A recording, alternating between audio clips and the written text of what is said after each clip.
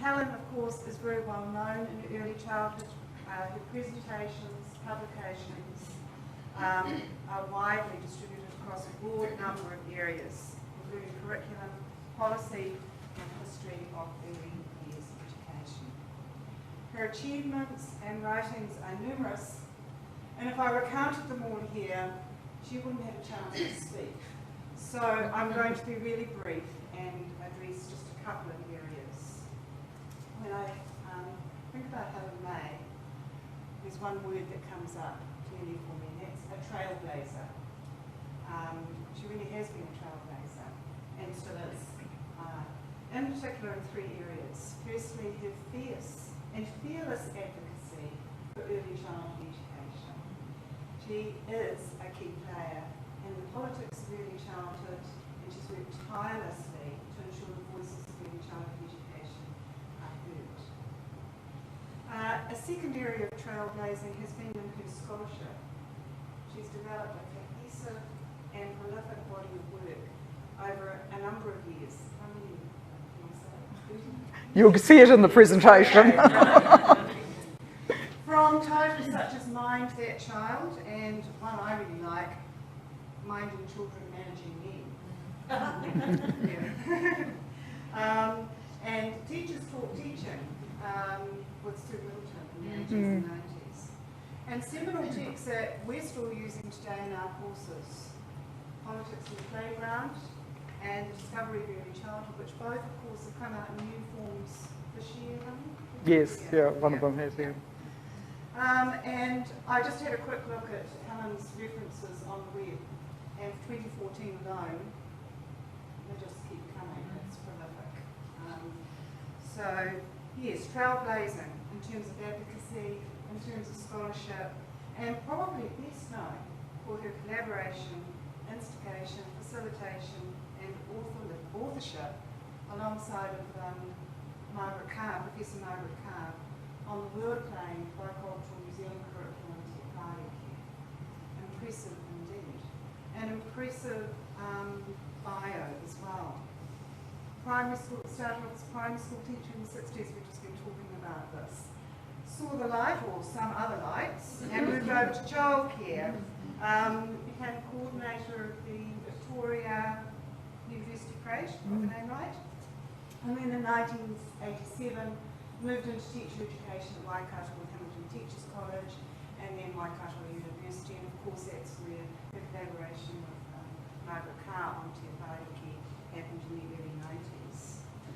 But another trailblazing first, 1995, she was appointed the first New Zealand professorial chair in early childhood education at Victoria University.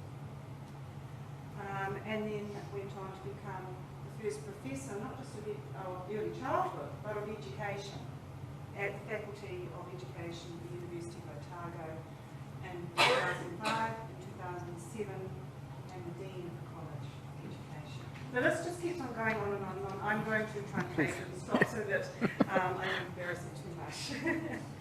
These are just some of the career highlights of Helen's, and I'm really looking forward to your presentation here this afternoon tonight, Helen, because Helen's always impressed me with her ability to tell stories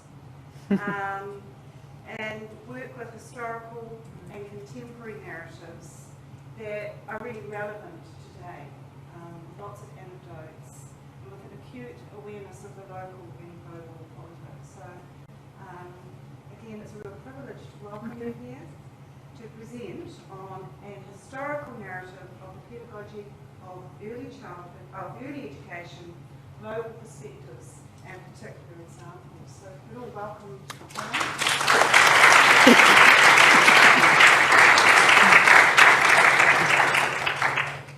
Well, actually, you pinched some of my bits of the fact that I was going to put up here too, but thank you very much for that. It's a privilege to be here.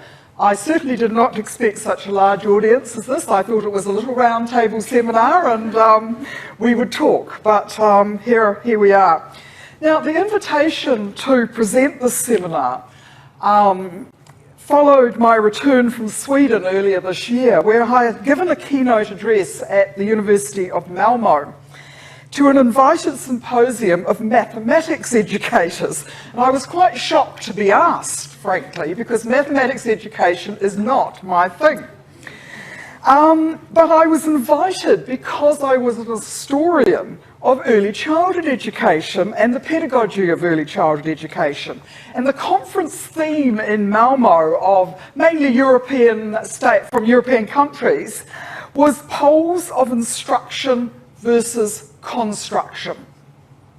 And it reflected big divides and debates and fierce arguments in the mathematics education community and in the early childhood education community.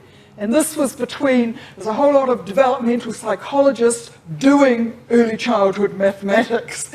There are debates between primary school and early childhood mathematicians. There are debates between mathematicians and teacher education mathematicians. And this is pretty fraught over in Europe. And so I was asked to come and unpack, where did all this early childhood education pedagogy come from? What was the heritage? So they could perhaps understand why they were arguing with each other. And so, in fact, I charted the landscape of the history of early years education, particularly in relation to its pedagogy. Now, this was a huge undertaking. How can you tell the whole history of early childhood pedagogy? I had an hour and a half. So I did my best and charted a journey across centuries, across continents, across cultures, and trying to describe how early childhood education, through experiment and expediency, had, in a sense, which began with what I called socially empty spaces. There was nothing there. There were no institutions for early childhood. But as they were established, they started to be filled, and then they were refilled, and we're still refilling them. So I was trying to sort of chart this through. Now, when I was asked, I thought, oh, well, I'll do the same thing. You know, I think I sent Marek some party pieces. I said, well, I could do this or I could do that, and he said, do that. But on starting to prepare it, I've abandoned that, so I put a new subtitle there. So if you came to hear that, you'll get a sense of it, but I've been thinking. And I was thinking I was going to be thinking with a very small group, but I'm thinking aloud to a rather larger group. But I thought that for a home audience embedded in early childhood education, which my Swedish audience definitely wasn't, I would like to weave this around a personal narrative of trying to make sense of early childhood history and pedagogy and policy from the past, considering my own rights and wrongs of the different pathways that I've taken in this task and the data that I've used to construct my analysis. Hence the alternative title. So the story is of early childhood education history. It is very complex. And it's usually framed around ideals of social progress, individual betterment. But it's littered with disputes, and certainly the Te Whāriki story was and still is littered with disputes. How do you craft through that? And it's littered with disputes, in this case, concerning what are the elements and practices that might define the role of early institutions for early years education. But it's underpinned too by shifting political understandings and interests in the public investment in early years education. So my presentation has become a personal narrative, and as I say, I've been thinking aloud. So where do I come from? And you've heard a little bit about this. My own story in early education began as a primary teacher, and I have 9 of those. There they are, all lined up. The skirts actually get shorter and shorter. Later, as a parent of 3 childcare children, and I also was a childcare worker and a coordinator at the University Creche in Victoria. I became a chairperson of a community trust, childcare trust, and with going through that kind of experience, it is almost unbelievable. And I've written something called My Unlikely Career that eventually became a university professor. It would not have been in anybody's realm of possibility at the time. But the progression and politics of these roles are much entwined with a story of advocacy and sometimes outrage about the inequity of government investment in young children. And so, my early interest in early childhood not the school version of it, the early childhood, and particularly childcare, was framed by political and personal experience in childcare. It's a personal story as a childcare user, which wasn't that common in the early 1970s. But it's set amidst the 1970s politics, and if you look at the cartoon, which a number of you will have seen before, saying, "Do you hear them knocking?" "No, I don't. What is it?" And that's what it felt like to be in childcare. And can I sort of pay tribute to Nora, who was there at the beginning of this kind of debates and issues at the time, and it would have felt very familiar. But it was underpinned by 1970s politics, but also feminist rhetoric and analysis. It was the time of the 1970s women's movement. And childcare was one of the campaigns.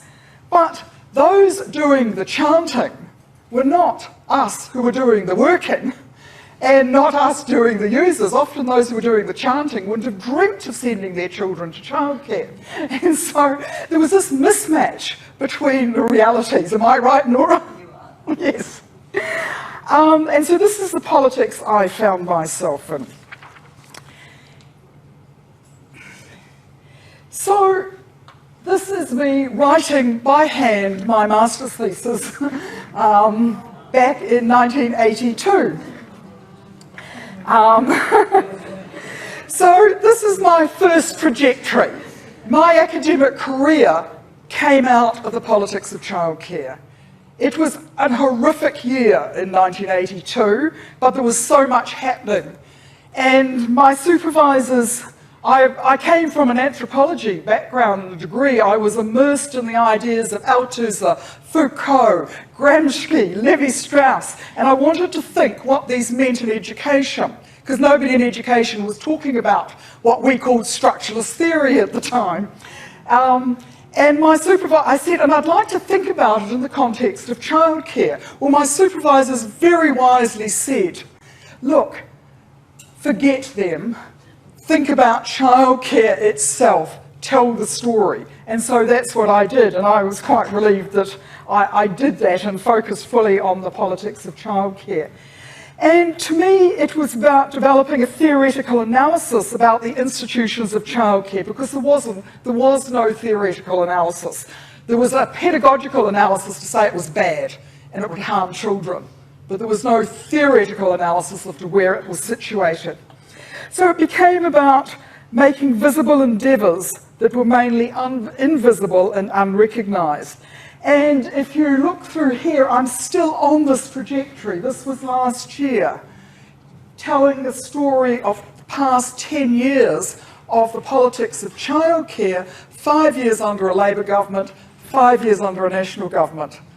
And there are images in the archives of this banner outside the Beehive.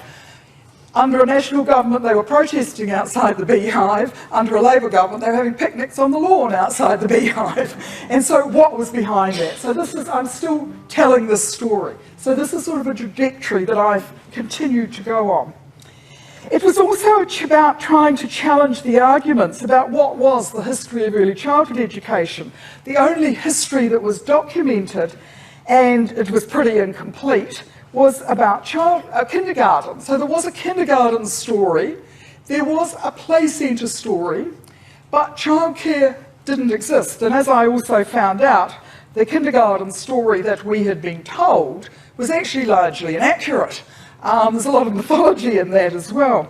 So the immediate goal, though, for doing this work was always about forging new policy directions. But I felt that I couldn't theorise childcare unless I tried to capture where had it come from. So this is, documenting the past is about also trying to get a pathway to the future. Now, it's with some nervousness I put this next bit up, but here's the beginning of my master's thesis. It actually became a book in the end, but only a very small version of the thesis became a book. And the reason it became a book, 1985, the government said we could have an early childhood hui in Parliament. This was extraordinary. The whole of Parliament was given over to a hui. I was asked to do one of the speeches at it, addresses at it, and I'd already had my thesis there. I was busy writing my big theoretical tome into a book, and a publisher said, and I think it was the KTA said to me, they said, you couldn't get a book out for 3 months' time for the hui, so I did. And so it became Mind That Child, because we needed something on the blocks to really put the theoretical and political debate there, because it was out of that hui that the recommendations came that childcare shift into education. And this began a journey we're still on. And so unfortunately I've never written the real book I wanted to on childcare. I've got half of the manuscript there, but it's sort of life's gone past. But a little while ago, in a fit of nostalgia, I decided to look at the thesis, which is somewhat different to the book. And it was about confronting policy issues where government support was almost entirely for 3- and 4-year-old children in part-day kindergarten. For childcare, though, the pattern was one of political constraint. Yet against the odds growth, it just kept on growing, even though government was trying to keep the lid on it all the time. And it was growth outside the political gaze and interest. And there was political advocacy for childcare, but there was no theoretical analysis except for feminist rhetoric underpinning this. And that was not going to get us through the door of education at that stage. We had to find a language that would get us through. And in particular, I was seeking to understand the role of women and children from some different ideological perspectives. So almost as an academic exercise, I was pulling out some of the main discourses of the time and trying to think, well, how are they constructing women, children, and childcare? But none of them embraced the doing that I was living, which was struggling to keep childcare centres going, and we were trying to set up an early childhood workers union that year. And it was, none of them and I use the term through the thesis of the praxis. None of them were really looking at the praxis of childcare, the otherness of childcare in relation to the preschool education services. So, again, I'm with some nervousness. Here was chapter 2 and 1 and 2. I think there was a sort of a theoretical introduction. I pulled together such of the history that I could. And this thesis was literally being written when the politics of childcare was spilling onto the streets, into the beehive, and into the courts as we established the Early Childhood Workers Union. Every step of the way, we had to go to the courts. The coalition of interests, though, was sufficient to start shifting the structural constraints, if not the ideological beliefs, and the balance started to tip. We've always said it is no accident at the end of 1982, the government for the first time said it would think about putting some direct money into childcare through training incentive grants. Instead of just the only people getting money were parents and childcare subsidies. And so it began, we feel, to sort of tip things. And so I was interested in articulating a theory of praxis at the micro level, but also understanding the interplay of state politics and power, coming to see that this was going to be a long journey. And if you waited for the revolution, if you read the theoretical works, you would still be waiting. And you would miss the possibilities for perhaps shifting some of the balance of the politics of power. So these broader issues spelled into a doctoral thesis, which was the one, Minding Children, Managing Men. That was the book that came out of the doctoral thesis. And it analysed 2 generations of women's lives, my life and my mother's life, and it's my mother on the front of the book, concerning how we balance the roles of motherhood, work, child rearing, etc., marriage. And this was still seeking to understand the larger drama, but how could you remain active in the smaller drama, which might bring some small gains? And so I suppose it became the start of I call myself a pragmatic scholar in academia, trying to remain engaged politically, But at the same time, and trying to make a small difference has always been important, but at the same time trying to analyse the larger drama going on. And none of these I do particularly expertly, and so when I look back at my master's thesis, I see it as rather crude ramblings, but it was a start. So my second trajectory of research and writing has been about documenting more broadly the story of early childhood education in New Zealand.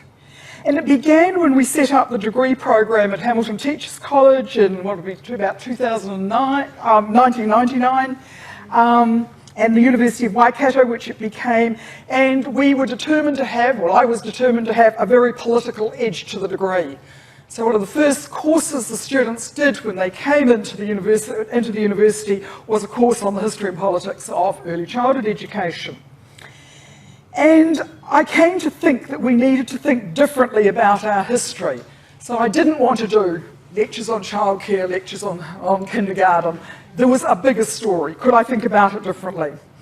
It was about revealing the stories of people who had been involved, about individual agency, about collective agency. It was about trying to tell a uniquely New Zealand story. We were just using international things. We didn't have New Zealand stories written for us. But one that New Zealand was very much part of a global early childhood movement. It was about revealing the hidden stories, including childcare. But it was more than just childcare. It was including the darker side of childcare, the foundling homes, the baby farming, the infanticide. All of these are actually about institutions of early childhood. And so we tended, I think, in our constructing our history, to take the nice stories. And there was a scale of other stories there which were connected in. It was about documenting the beginnings of interest and endeavours around preschool for Māori children.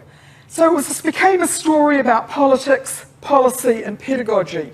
Historians criticise it because it's not pure history, educators criticise it because it's not pure pedagogy, but I've tried to weave them together.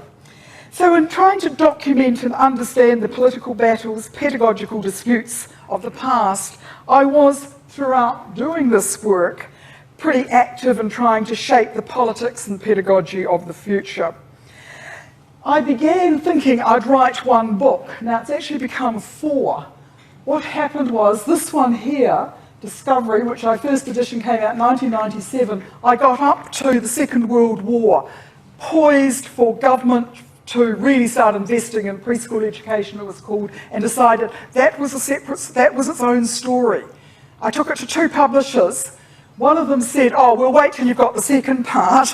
So the next publisher, I didn't tell them there was a second part. I said, this is the story. And so they published it.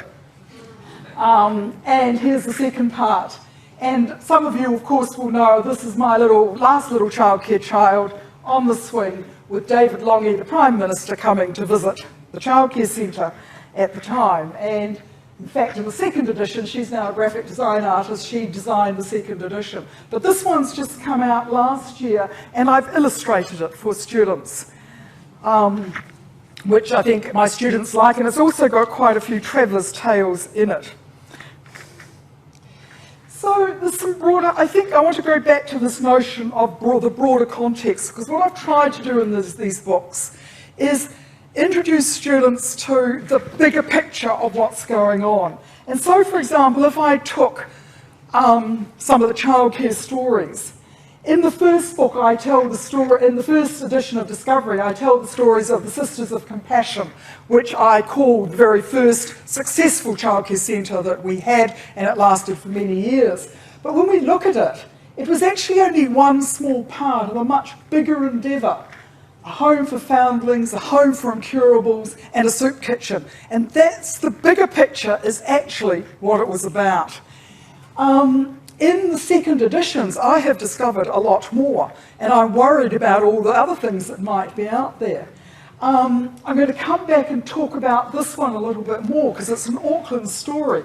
But if we go to Gisborne, a very interesting creche set up there, lasted for many years, set up by the Cooks County Women's Guild, who had been promoters of women's suffrage in the Gisborne area. And they put up a statue to, I forget which one of the women's suffrage ones it was, but they put up a statue. They were so delighted that they'd done something, so they said, right, what's our next project? We should set up a creche, they said. But it wasn't just setting up a creche, they felt they needed a maternity home with the creche. And so eventually they set up a maternity home, a children's residential home, a creche. But the interesting thing about this story is that the land was given by Hene Mataroa, who was the wife of Sir James Carroll, and they gave it from Māori land to support these poor Pākehā children who are being left on the streets of Gisborne. And I mean, it's just this extraordinary story which is so much part of our history. So let's go to the Auckland one, which I think is interesting. I knew nothing about this until a couple of years ago. This was part of a city mission by the Anglican nuns, Sisters of the Order of Good Shepherd. And here, this is the original creche in Grey Street. We can see it, a pretty miserable back street room basically, but we can see some of the images, how the little ones help. It's a happy family, there's 3 at a time, and can I have your attention please? So this is some of the early little newspaper bits about it. Really very interesting to read some of the documentation of it, which of course I don't have time, but you can read it in the book. Now, the bigger part of the story starts to get more interesting, because we start to see a famous name here, Logan Campbell. Now, there is a very well documented story of the Logan Campbell kindergarten, and it's known as the first kindergarten purpose-built. It's still sitting there in the park, sort of rather desolate, got a protection order on it, but actually, that's just a small part of the story. He built the kindergarten in 1920. I might be wrong on that date actually. But, oh yes, 1920. But he had actually built a massive creche the same year. Huge creche in Grey Street. Far bigger and grander. And we know nothing about it. Its history has literally just faded away. And so here they are being cared for while their mothers are out working. And here is Logan Campbell coming to open it on the very last public occasion before he died. So if we go on then, the archives here are held in the Anglican Church, and we're very privileged to be able to look at them. We start to see a much bigger story about the institutions of childhood in this city. It's around the church, it's about the city, disorder in the city, it's about class, and it's about economics. And in the black, we can see he gave the Logan Campbell kindergarten for the respectable poor on the streets of the area, and there was a park and playground still there for the more well-to-do suburbs on the other side of town. But look at this set of things which he also bankrolled. This Campbell creche, which I showed you. The Cecilia Orphan Home also ran a Campbell nursery, the St Mary's Home for Unmarried Mothers, and the Parnell Children's Home. But what we start to see is the way the children, depending on, you might start your life in the unmarried mother's home, you'll be put into the orphan's home, into the creche, you might be adopted, and then you'd finish up in the Parnell home. You're not likely to get to the kindergarten unless you're adopted and taken there. But you start to see a bigger picture of what our children, and I'm not trying to hit at Logan Campbell and his philanthropy. This city is very well serviced from him, but it's a useful case study of the interconnection.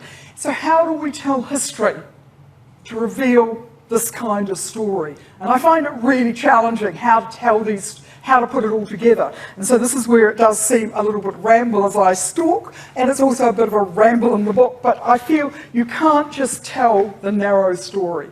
There is something bigger going on there. Now, at the time I wrote Politics in the Playground, which came out, was it 2001, I was trying to really frame up. This was a period of time when I was trying to analyse what was what was the state's interest in children? And I developed a notion of the political gaze as a tool for mapping shifting government interest or investment in preschool-aged children. And this framework stretched over 2 centuries and was broadly one of enlightened progress and shifting rationales for state interest in children. And the gazes sort of formed broad and cumulative rationales framing up the necessary consensus that would be necessary if we're going to have new policy paradigms. And it became a useful tool for understanding the quest of early childhood sector advocates to persuade successive governments to assume responsibility for or invest in the sector. And there was some evidence by the 2000s. You can see I've kept adding to it. This is still the original one. It used to finish here. And I sort of put this one here because when we got free early childhood, it started to seem, wow, but I've abandoned that one, and I think, you know, it's sort of into this one. And I've now basically abandoned it because I don't think it is not useful for analysing the downturn that we're having. But it's sort of this, I'm sort of aware that to forge early childhood forward, we do have to tune into the political rhetoric, but we also have to be creative in creating the rhetoric. And this was very much a rhetoric that we created. This is a rhetoric which we're working under now, which government has created. And just for example, I was listening to a presentation by the Wellington Kindergarten Association, which is doing some really innovative work at present. But in its official documents to government, they are talking about priority children, which is you can't get any money these days unless you use the term priority children. But actually, they're talking in their own work and documentation, priority children's not there. They're talking about rights of families and children, cultural and language revival and survival. But it is how, you know, how we don't get anything unless we use the rhetoric at the time. But we often don't get chances to create the rhetoric ourselves. I was also interested in what created the impetus for significant policy shifts, and I used to say there were being really 3 windows. I now say we've probably had 4 windows where there's been significant policy shifts in the government investment in early childhood education. And the last one, we really haven't seen the worst of it yet, I don't think. It is still coming our way. But each of these windows has been a culmination of sometimes decades of persuasion and very broadly, though not necessarily neatly, shaped by the political gaze of the time. And I used to have this diagram here. Well, I've used this one where it always seemed to me we're getting more and more and more. But I need to totally rethink this because now we're trying to protect and contain the intrusions into early childhood funding. And so this probably is about to go out the window, but it was useful at the time. Okay, in trying to make sense of the complex stories, I've become a traveller, somebody it's been very possible in a university context. So before moving on with the historical journey in terms of its theoretical framing, I've also tried very hard to take a very hands-on approach to the history of early childhood. And it's about situating early childhood education in the wider history of geographies, peoples, cultures, imagination. So I'm interested in the pedagogy, its influences, how it was realised in practice, how the ideas travelled and were transformed. And really usefully trying to rediscover some of the original realities. This is a very bad photo that I clicked of a very famous painting of Pestalozzi with everybody climbing, or all the children climbing all over him. But in fact, a scholar who I spent time with in Zurich actually said this is total mythology. He hated being in the classroom with children. But it was really a privilege to be able to go through many of these sites, and I'm just putting a few up here, and see there is still a school there operating today using some of Pestalozzi's assumptions. And it just makes things so much more real for my students, but also for me to know where have these ideas come, how were they set. Another absolutely delightful visit is a stunning museum of Frederick Oberlin in Waldebach. The little village I photographed, that is almost identical to what it was 200 years ago. But in this museum, the original schoolhouse, all his pedagogical equipment from the early 1900s is still there. And we can see what he was using to expand these children's imagination. The children in this valley rarely left the valley. By the time, after 60 years teaching there as the pastor, he had every child in that valley was receiving an education. Absolutely extraordinary. And most of those children would never leave the valley. But he said, why should that be a constraint on their imagination? They deserve to know just as much about the pyramids, the solar system, the wonders of the world that the Enlightenment was starting to uncover as every other child. It should not blunt their horizons. The school was visited by Robert Owen, and we know some of the ideas went back to New Lamech. And so they may not have had the internet, but the travellers of education were quite extraordinary. We know that in 1 year, over 20,000 people came to visit the New Lamech experiments. This is just an extraordinary number. It's a little bit like Reggio Emilia. That was what people were going to see. The idea of an infant school, which didn't quite take off exactly as Owen, perhaps it didn't. The Owen version of it did not become the version that became popular, because Owen said that his children were not to be annoyed by books or religion. They were to be able to dance, they were to have music, they were to have outdoor play, and teachers were to be affectionate with the children, and it was playful. And so we saw the experiment, we see the practice, and just a wonderful experience to be at a place like this. And this is just, we see some early mathematics equipment and the notion of the globe, and the children could understand the world beyond.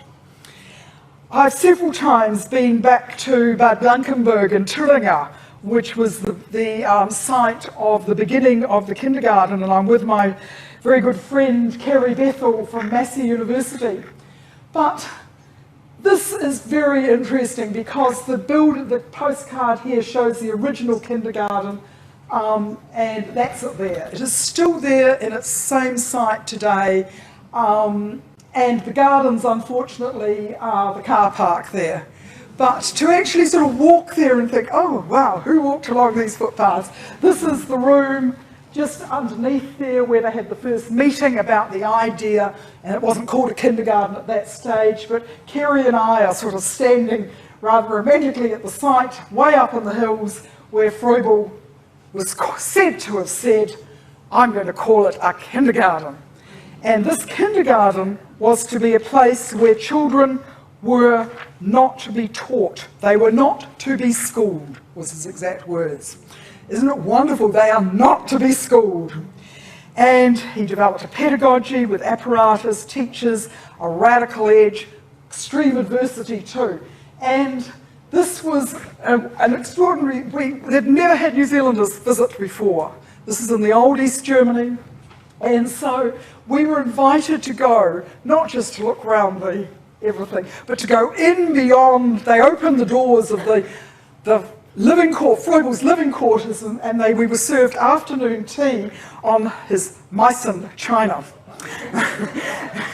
In fact, it was Frau Froebel's Meissen china, but that was in honour of New Zealanders visiting there. So these are wonderful stories to tell to students, but having visited there, I can just sort of picture those beginnings of kindergarten so clearly. The other thing that I've done in the course of my travels to many conferences, I always go to art galleries and museums, and I've become a collector of children's images.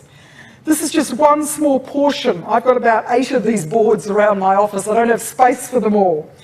Very randomly displayed, just as they come. But how does a society image and present its children? Which children are imaged? And for what purposes are they represented? And so we've got a mix here of architecture, modern art, tourist postcards, church art. And for me, it's about how can we use the data of imagery in constructing our understandings of history. And so later on, as I was doing all this, I decided I was going to use illustrated books for my students, and so I spend just as much time searching out the images for students, and so my lectures are all images. Students want to have them on Blackboard, and I'm saying they're just pictures. I also have moved into buying art. As opportunity arose and finances allowed, I've become a modest art collector of images of childhood and schooling. This very large painting here, I was in London, in Bond Street, as you do, going into an art antique gallery, as you do, and I literally walked, and I thought, I've seen something, oh my goodness. Walked back, and this is what I saw, a very rare image of a dame's school in this incredible frame. I didn't actually have enough money on me, but I had my very elderly father with me, and he was a little bit blind, and so he was peering at us as if he was an art collector, and we bought it. And I brought it back and have used it a lot in teaching, because most of the images of dame schools where a majority of English children received their schooling, and in Europe for a couple of centuries, are very dour images, you know, they're sort of children are being beaten. She has got her little wee tours there, but generally it is quite playful, and what I love is the mothers coming to collect their children, and of course if someone's the dunce, and who's at the door saying, there he is over there, he's the dunce. But just some wonderful images there. But I've also become a collector of some early original and sometimes rare New Zealand prints that contain significant imagery concerning our schooling. Up the top is a view down into Paihia, which is the very first infant school associated with the Paihia mission set up in 1832. That image was taken, painted a little bit later, and I have the original of that. This one is the extraordinary story. That is an infant school that actually became Barrett's pub. The story basically is that in the very first ships that came to Wellington, or the 4 settlers ships, they packed an infant school. That was it, with all its bits and bobs. They employed James Buchanan, who had worked at Robert Owen's infant school, as the teacher. He came out as an assisted passage. However, he got off the boat in Cape Town. He had family there and said, oh, you're very silly to go on to New Zealand. And also in Cape Town, there were several duels had to be fought because there was such acrimony amongst the passengers. And so he decided to leave the ship in Cape Town, and so it got out to New Zealand. The assistant teacher did arrive, but she got married and left, and so they were left with an infant school in New Zealand, the beginning of our settlement, and without its teacher, so it became a pub. But look who is sitting, you know, alongside this story, this was the Punaki, the Pa site was just behind it. So this was Māori land. And so these two stories interweave. And so these are things I just keep collecting and thinking about. I'm also a hunter of images from archives, museums. I bid for that one on eBay. This is the very earliest image that exists of a kindergarten in London. Very recently found, actually, in a ladies' newspaper.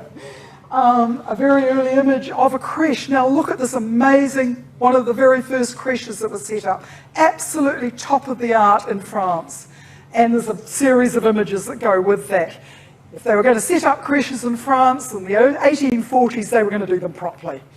And a very different kind of story to the English experience. A lovely image of a very early infant school. You can see the equipment, and we've got a woman teacher, and the children having their happy time.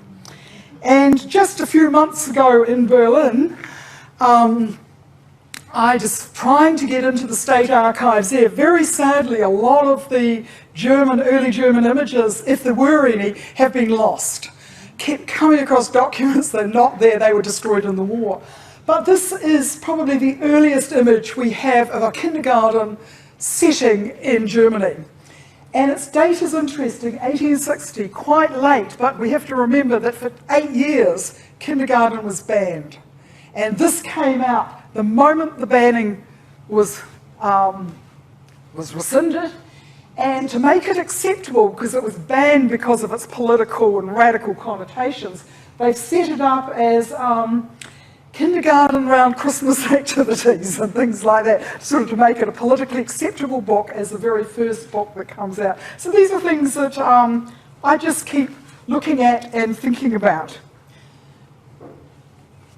I've been also very interested in the colonial story for early childhood education for Māori. When did this begin? How did this begin? Because it's very easy to say, oh, this didn't begin until another 100 years. Well, that is quite wrong. It did begin a lot earlier. And these particular images to me are very moving because they don't come from New Zealand. They are deep in the bowels of the British Library in a collection of art that Governor Grey was given by artists, and it was taken back to England, and Governor Grey's papers went to the British Library. But if you open these great big books, you come across some images, and I went through to see what I could find of children. This is the only image I know of a young Māori woman writing at that time. So the strong messages of infancy, of literacy. We see here a young woman up here, and her baby's in European clothes, of assimilation. Up here, a lovely little scene with Mrs. Cuthbert. She has now got a European title. She's a Māori woman with a European title, and her baby is dressed in European clothes, but she has a Māori servant who is carrying the other baby in a traditional fashion. So this mixed, the cultural assimilation, Māori engagement, gender literacy are very, very strong.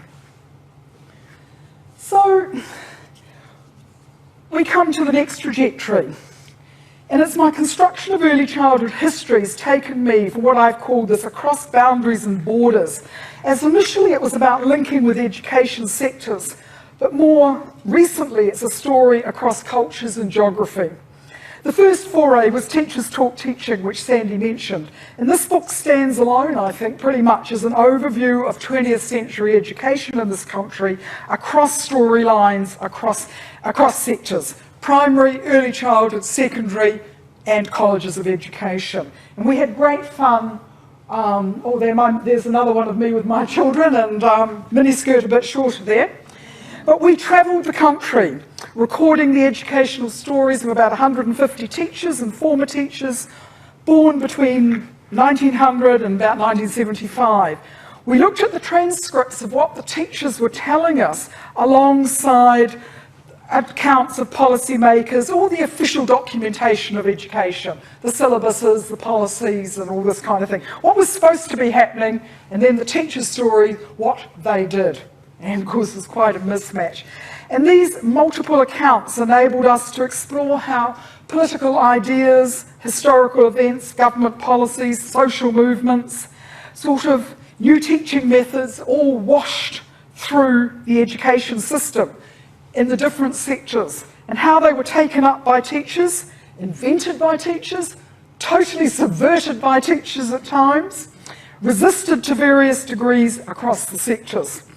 And so we were it was a time, we wrote this in the 1990s, we began at about 1993. Things were really bad in education at that stage. It was in the aftermath of tomorrow's schools. And we were trying to sort of, how do we work with our students in teacher education? And so we wanted to try and map the tides and currents of educational ideas out of the mouths of teachers from the bottom up, because we knew that so many of the experiments had begun in classrooms. And we wanted to map more fully the story of progressive education in New Zealand. School beginnings and IM5 grew out of my roots as a primary school teacher, but it seemed to me that the youngest children at school are invisible in historical documents. Yet in the 19th century, up here, the youngest children were the main participants. Yet they weren't there in the histories. And it was also that many of the ideas that I had talked about in early childhood education in the preschool versions were present in the classroom versions. And in the 19th century, it was actually very hard to say what was preschool, what was school. The divisions were not neat or ordered. And so this again became two books. I started it as one book and realised, no, we've got a colonial story and we have a post-war, we have a 20th century story. Now this image on the front, to me, is a very poignant one. If we look at the landscape there, this is land recently sold by Māori, or taken. It was actually sold for very little up the Kapiti coast, and this is the first day at school in this area. So as these new schools were being set up, we know that there was loss of land for Māori, but also there was a boys' class and a girls' class in the first class too, so there's some gender issues there. But this is the landscape from which our education system grew. This one here is a 1970s image of the first children of the first day at school in a Wellington school, and we start seeing a multicultural society. And this really started to reshape a lot of our thinking about education and schooling. But these changes and growth and the ideas were set alongside the rise of the institutions of early childhood education, the aspirations of progressive education, and the changing cultural landscape of New Zealand. Now I'm going to return to this one just a little bit later, because this sort of only came out this year. And just say one or two more things. If we go to the school beginnings, kindergartens always say, well, the first kindergarten was in Dunedin and opened in 1889. It's on all the websites, absolute rubbish. The first 3 kindergartens were in Auckland. We might talk about those another time. But kindergartens had been in schools for a good 10 years before that. And this is a remarkable school built to face the wrong way, designed in England, to come out here, colonial school, 500 children, all infants, with this amazing woman, Catherine Francis, who the Inspector Lee, who understood about kindergarten, he cabled her, as you could in those days apparently, to Adelaide and said, come and set up your kindergarten in my school. And she did. And so all the school had kindergarten time, and there was a kindergarten class. And it became a beacon of kindergarten activity around the whole city. People came to see what was this thing called kindergarten. So in doing the research, uncovering the story and doing the research, I came across something that I think really made me think. And it's again about the context of data. So this was the article I found. So I was busy reading it and noting it all down, and she's talking about entertaining and instructive object lessons to the whole school, using interactions and pictures. So, I'm drooling over this. Then suddenly I looked, my eyes fortunately went to the side, and the newspaper was really in 3 parts. On this side of the newspaper, there was the shipping column, and it announced the arrival of 700 settlers. And so I sort of got interested in this and realised there were up to 700, 1,000 new settlers coming into Wellington every week. So this is why there were 500 children in that school. But the major story on that paper was another meeting at Parihaka. And so we start to see the whole of our historical landscape sitting there in front of me. And I can remember sort of getting very moved about this. And how do you tell the story? I felt I could not tell the story of Mount Cook School unless it had to be set in a context of settler arrivals, but also Māori loss. And so so it's again, I'm still struggling with how do you tell this history? How do we present it? The I Am 5 book, I was coming into the memory of people who might still be alive, and I wanted this book more than I could with the other ones to try and have more voice of the child in it. How could you get child agency how could children's voice be part of history? And so I've struggled with that through the book. I've tried a number of things, and I won't go into it all, but this was just one lovely little example, and eventually gave the title of the book. I interviewed a lot of teachers, and this lady here was a very old lady. She's very frail now, well into her 90s, but she had kept all her children's good work. And so she said to me, I've got a little box of things, and of course, children's work is so ephemeral, it's really hard to get the data. So I said, oh, could I look at it? So she gave it to me to look at, and it was just wonderful. But this book caught my eye. It was Campbell's book. And Campbell's first story on his first day at school, and I had the date, I confirmed it. She had written, I am 5 and I go to school. He had written quite neatly on the top of it. He had drawn his birthday cake with 4 candles. He had the dog and he had 3 balloons. So, he knew what it was all about. And this is little Campbell there, and there he is up there. We actually traced him. She said, I can find his picture. The next day he wrote, I live in Mikey Street. And so again, he had drawn a house. Maybe the teacher had suggested that, I don't know, and he had written over the top of it, but he drew it. But look what is within a week, because there was 1 or 2 days they didn't do it. He's written his own story. My dog chews slippers. And he's told the story. She wouldn't have invented that story. She's written it. He's written by himself underneath. And he's drawn his dog, and it's the same dog as that one. And within the second week at school, he's got another story, and he's done the same. Now, I don't know, again, whether this is his story or whether it's a teacher's story, but it says, every day I go to school. Now, we don't know whether he's...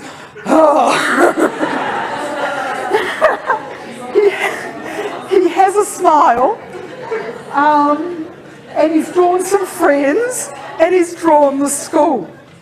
And then she said to me, I was so taken with this, and I could have gone on through the whole book, because I started to see there's something in this for history. We've just got to capture these stories. And she said, oh, I think I remember Campbell's mother. Next thing, she's on the phone to Campbell's mother. Then I'm emailing London. Campbell is now one of these rich commercial bankers.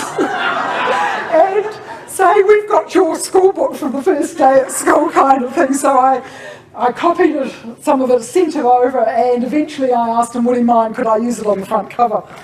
Just trying to capture the child's story. In another way of trying to capture it was, I'll just go through to, where am I going here? Here we go, was through biographies.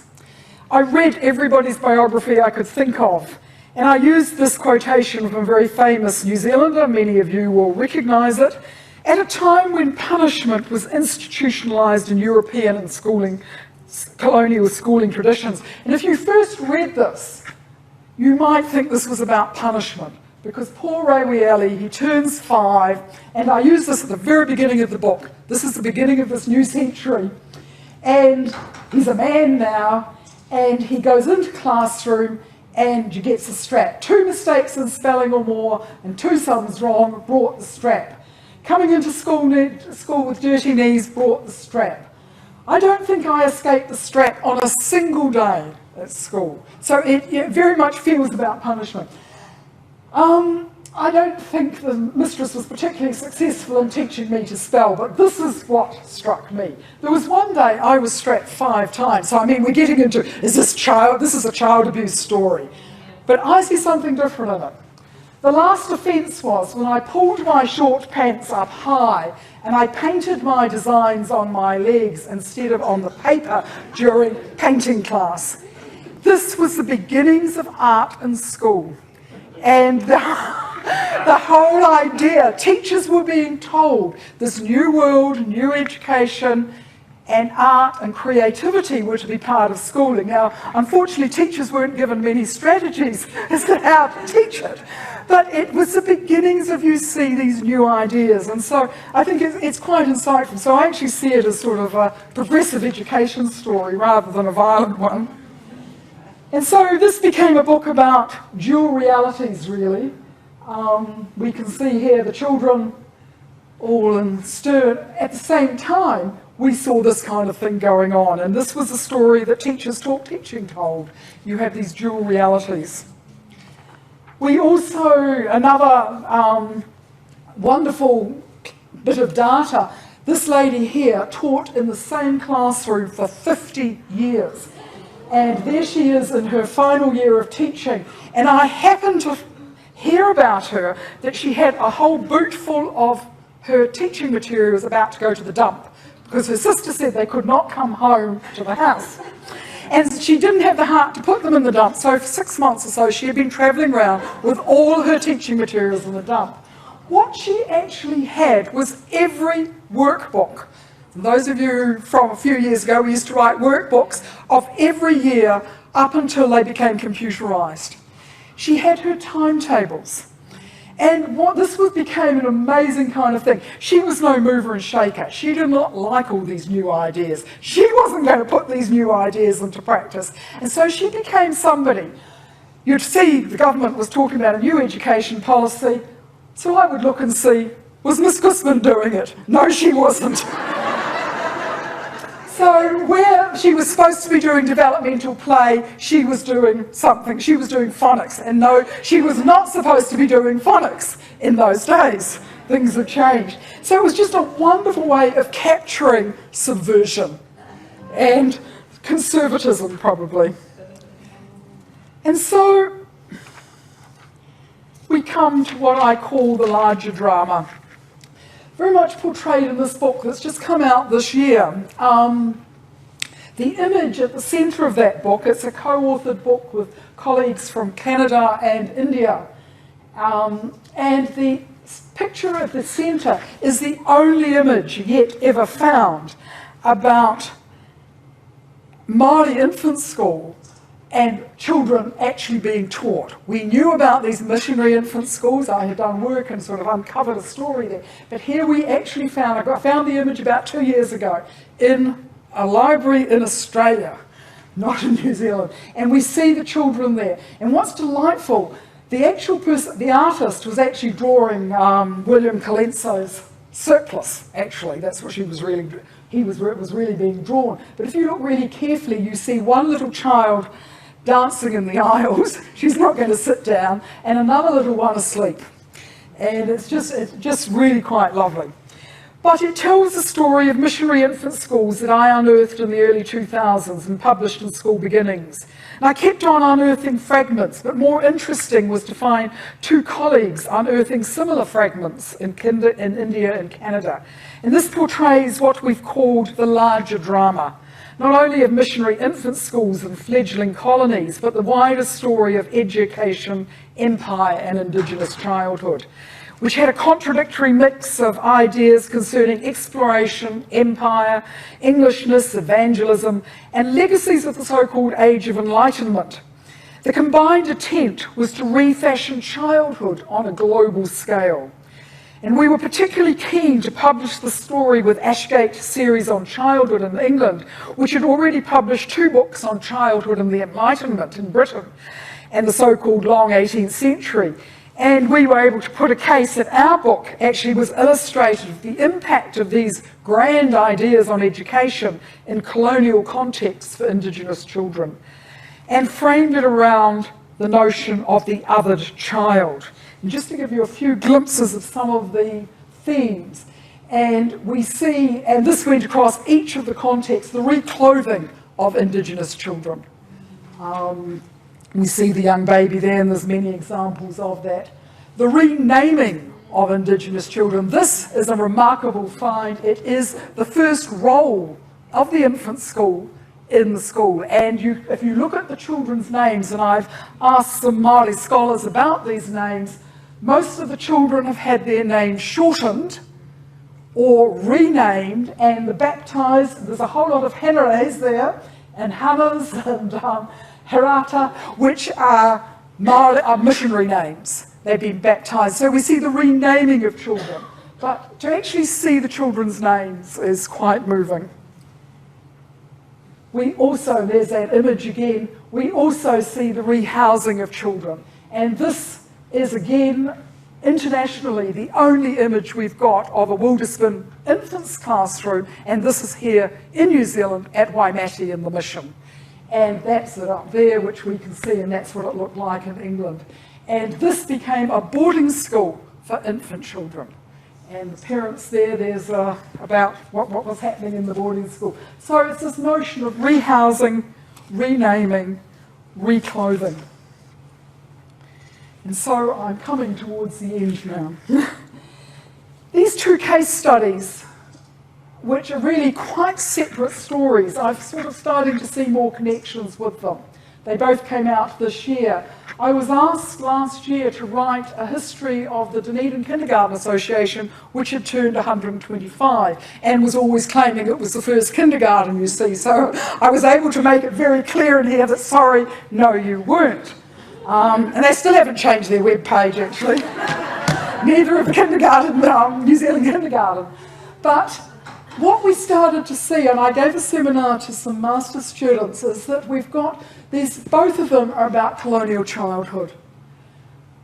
One is about Indigenous childhood and one is about settler childhood, and both of them are in the context of the transportation and transformation of grand ideas and institutions for children. And the backdrop to it is, I think, in both of them I used Jamie Bellich's work, his amazing book, Replenishing the Earth, and the settler revolution that made the rise of the Anglo world through the Americas, through the Australias, through the Antipodes. And the kindergarten as an institution was one of the institutions that brought some of that language. And this, to me, is the bigger drama of our early childhood history. And so this is, I've just recently been up in Napier. And what I did in the kindergarten book was use the images. We used archival images right through to children taking their own photographs in the kindergarten. And I studied and looked at them and created the book around the images of kindergarten in Dunedin. And started gradually to see that there was some what I've called enduring metaphors of kindergarten practice. What were they? What are they? And what has kindergarten contributed? And so this is what I've sort of been pulling together. I wanted to think about the evidence of the continuity of the 19th century German institution of the kindergarten alongside evidence of its changes through continents, cultures, centuries. And what could we see? And so the final slides are just a few little glimpses which I've packed together for that. I should also pay tribute to Judith Duncan's work here, because she's been also doing work which is really trying to look at what is the Kiwi kindergarten. It's so much an icon, but what has it become and where is it going? And there's a lot of debate going on in kindergarten circles about this, and I've sort of been listening to it. But I came out with, in the end, 4 enduring metaphors. The notion of the child gardener. And so what we see, that being Freubel's kindergarten signified both a garden for children where they could observe and interact with nature, but also a garden of children who could develop freely under the guidance of the gardeners of children, trained teachers. And if you look at the imagery just right through the whole 125 years, it is there very richly. And particularly nowadays in the whole sustainable culture, if you go into all the Dunedin kindergartens, they're running sustainable gardens, they are giving away their fruits and sorting their rubbish and all this kind of thing. And that seems to me so Freubelian. It is what Freubel did. And so it's become I think it's a very powerful message. Second one is what I've called the metaphor of the kindergarten builder or creator. Freubel is renowned for his blocks. All children have a desire to build, and to build a house is a universal form of unguided play. But there's a larger metaphor of the kindergarten builder. Kindergarten children, and you can see it in the New Zealand literature, were to be builders of a better society. And a better society here in New Zealand and where I was talking in Dunedin. And it was also, they were to rebuild some of the disorderly aspects of New Zealand society that had become pretty disordered. So it was about creating new environments for children. We see it in the inner city parks, we see it in the work of Logan Campbell, we see it in the Myers Park. We see extraordinary things. There's a very interesting story of the post-war kindergarten expansion with these modernist buildings throughout the whole of New Zealand. and they're all starting to fall a bit apart now. And so what's happening down in Dunedin is that they are having to rebuild some of their modernist buildings, earthquake regulations, and the children are still building. And I think that metaphor of building is really very, very, very strong. And we also see a shifting metaphor of the kindergarten as a cultural tool, and the cultural stories of movement, games and songs, starting right from Froebel's Mother Songs. And this image is taken from a book, which is an English version of Froebel's Mother Songs, owned by Mrs. Reynolds, who was the first president of the Kindergarten Association in Dunedin. And so I used her book to take the image from. But what are the children? Well, if I look here, 1902, this is in the middle of the Boer War. New Zealand sent troops and the children are all doing their flag waving. But here in Scotland, I don't know if you do it in Auckland, they're doing the Highland Fling. But the biggest event nowadays in the kindergarten calendar is the kapahaka, with big competitions for schools and early childhood centres. The festival was about a month ago. Really, really big for Māori and Pacific Island. And so we see this cultural shifting, but it is still telling our culture's stories. And the final metaphor, which I've sort of described, is the metaphor of the technological arts. Technology was about industrial progress, and in the early 20th century, schools introduced the technological crafts into the curriculum, and kindergarten was justified as a foundation for this. And so we know that the early Froebel occupations were introduced into Dunedin, and we see here they are doing paper folding, absolute pure Froebelian. They're now doing paper chains, but look what they're doing now. They've got glue guns, they've got drills, they've got computers, but the technological arts are still very rich. And so what I was sort of thinking as I was talking about this with kindergarten teachers is, what did kindergarten in this country contribute to the whāriki? Often, you know, the whāriki came from many things, and we can see these metaphors here. We can see the whāriki richly in there. And in some respects, kindergarteners perhaps I think have lost some of this, but it's still there very richly. Now, the other thing I've been thinking about is how the institution of the kindergarten have changed to moving from reform to participation to engagement and agency. And we can see this with children, we can see it with teachers, whānau and community. And so this is sort of where we're going in the future.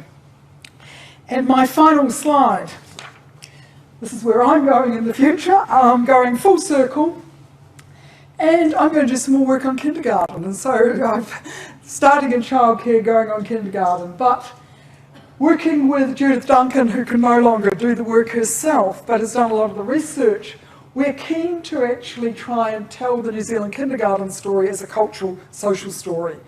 And so we've got a lot of archives. I've been talking with the New Zealand Kindergarten Inc., his project, and we're looking at setting up a New Zealand Kindergarten History project. But one of my students is also, we see these coming out as parallel books, is looking at the first echelon of Māori kindergarten teachers into New Zealand kindergartens.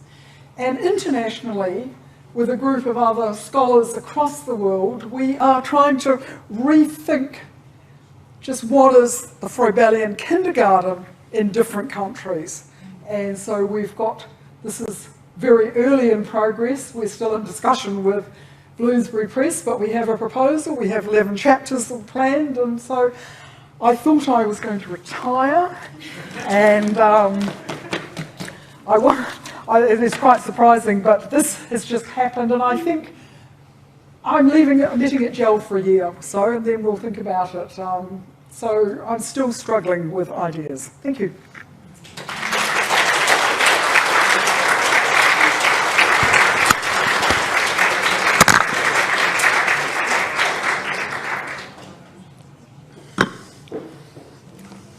Kia ora, Helen. The honour fell to me to respond to you, and I know that in the search for just how we could explain your amazing tentacles that stretch into every corner of early childhood and into our lives, in fact, themselves. I came across a whakatauki that I thought fitted. Me te kotio mau kupenga. You're like the post holding up the nets. And I could just hear that the people and the politics and the ideologies, really you've kind of spread your net out, you've woven this net out and spread it into our very lives. And I think that the traces of our social history, the narratives and stories of teachers and of children, and we can hear the backstories actually of our forebears, if you like. And I think that in this short time is just a wonderful accomplishment. And I really like the idea that you had these, really the stories of teachers signposting as you went along. And I think I've sort of slipped out the net metaphor, sorry people. But in fact, you have dealt with the very, and this has just sort of come to me, the very slippery fish in your net of the conflicts, the debates, the hidden stories, and the dual realities that we live here as teachers, as parents, and ourselves and our histories in terms of education. So I picked out one thing that I thought in the local and global dramas that you'd netted in from the many oceans. I like the idea that children were not the drones or the working bees in the hive. So thank you. You've inspired me to look again at our histories across the diversity of early childhood. And as always, a treasure. Kia kaha.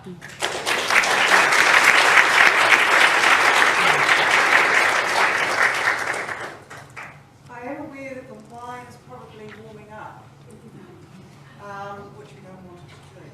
But I'm sure we've got time for a couple of questions, or comments. Criticisms too. So James would like to acknowledge your contribution into toddler education. It's not perhaps the exciting about that. Yeah, I didn't. Acknowledge the level of school, taking it back to babies and very, very young. Yes. Toddlers. I just like to thank you so much for your enormous inspiration thing when I started entering the battle.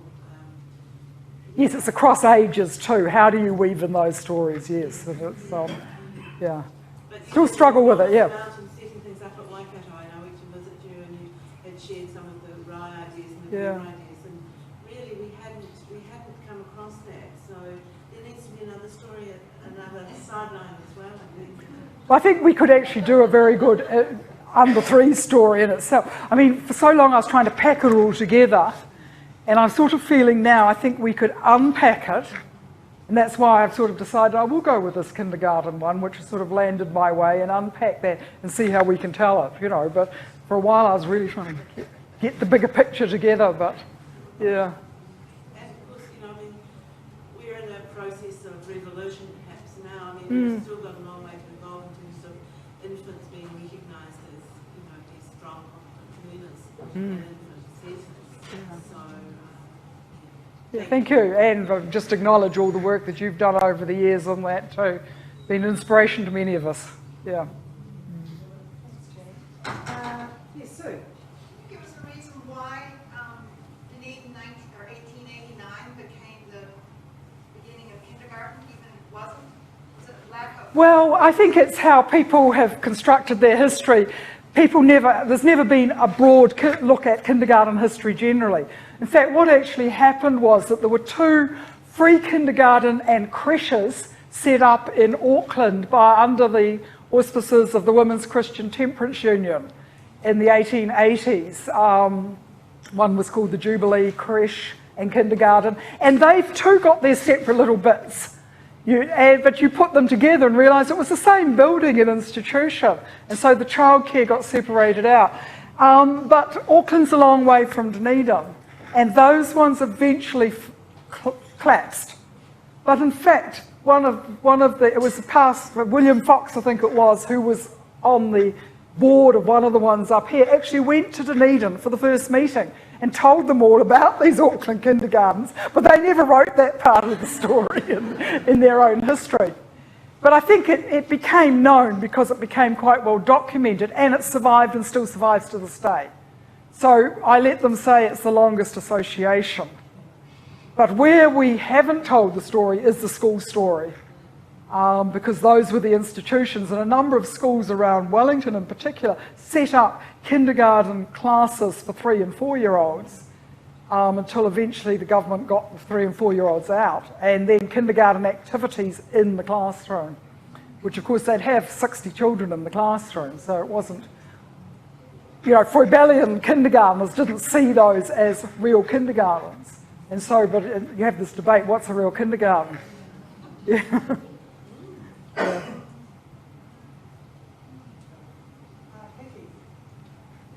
This is an unfair question. Just warn you. Yeah. What do you predict you would be documenting about the interplay between politics and early childhood in 10 years' time? Don't think it should be me doing it. You can guess.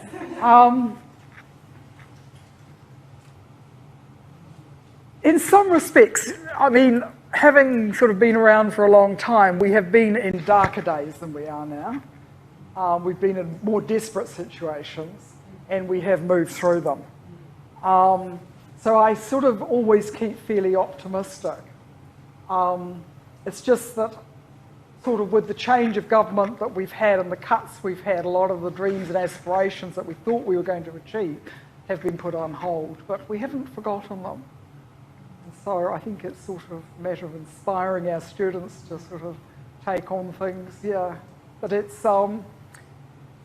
yeah, I can see we're going to go through another few years of what I would see as just containment.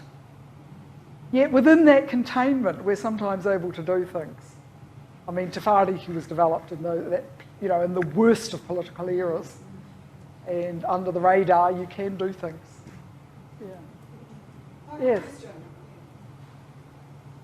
I just wonder, Helen, what do you think? Do you think our New Zealand government, we or really value the early childhood education? Why I say something like that? Because actually, since 2008, our funding to the early childhood center remains flat. That's right, yeah. And it never catch up with the inflation. No. And this is really difficult for the private sector, early childhood center. And in South Auckland, early childhood sector mainly heavily rely on the government funding. And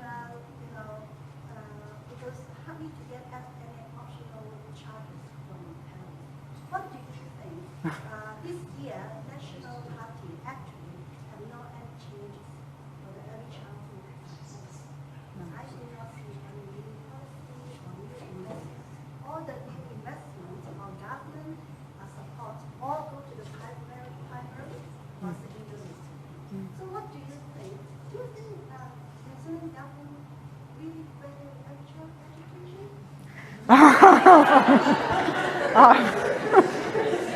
That's a big question. I'll come back to answer. The rhetoric is yes, they do, because we know that you couldn't fully dismantle what we've got. I mean, yes, they do value it, but I think they're certainly containing the expansion. And when you put that argument to any Prime Minister or Minister, they will just show you the increasing funding going into early childhood education. And yes, they are right, because we're continuing to expand the participation. But what's not happening is any increase in funding into the infrastructure of operations and just what we've got. The other remarkable thing that's happened, I was looking at the statistics, and I was devastated when the funding got pulled out from the 100%, and we got, and a number of centres who had reached 100% got their funding cut. But if you look very carefully at the statistics, actually there has been a huge increase, even over the last 3 years, of the number of qualified teachers in the sector. And so there's actually more funding going into quite a number of centres to pay these qualified teachers, up to 80%. There's only 4% of centres now in that 50% band. So in fact, despite the constraint and the bad-mouthing and do we need qualified teachers, the sector itself has continued to upskill itself. And so those are some of the optimistic things I hold on to. But I really not very good at looking at the future.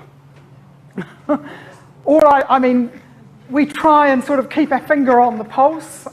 We still don't have what's coming out under the new funding formulas. Just how they're going to work out for everybody, not very hopeful. We still have not addressed the years of work that's gone in to try to get the improvements for under 2s, or under 3s as we would think it should be. It's still sitting there in the too hard basket. It's just, yet you go to a number of organisations that are doing some very interesting things. I've just been, as I said, listening to Wellington Kindergarten Association to sort of say, okay, we're going to be differently, we're going to have some full day programs, because if we don't, other people will. We'll have fully trained teachers, and all from 2 years on, children are free. And they've just changed their name back to the Wellington. It's actually they've actually taken over one of the associations up the coast, so I forget their new name, but it is the Wellington Free Kindergarten Association again. So they're offering free. So there's some things sort of happen, even though we haven't got the policy going in our direction. Thank you. Clearly conversations need to continue. And please join me in thanking Professor Helen. Thank you.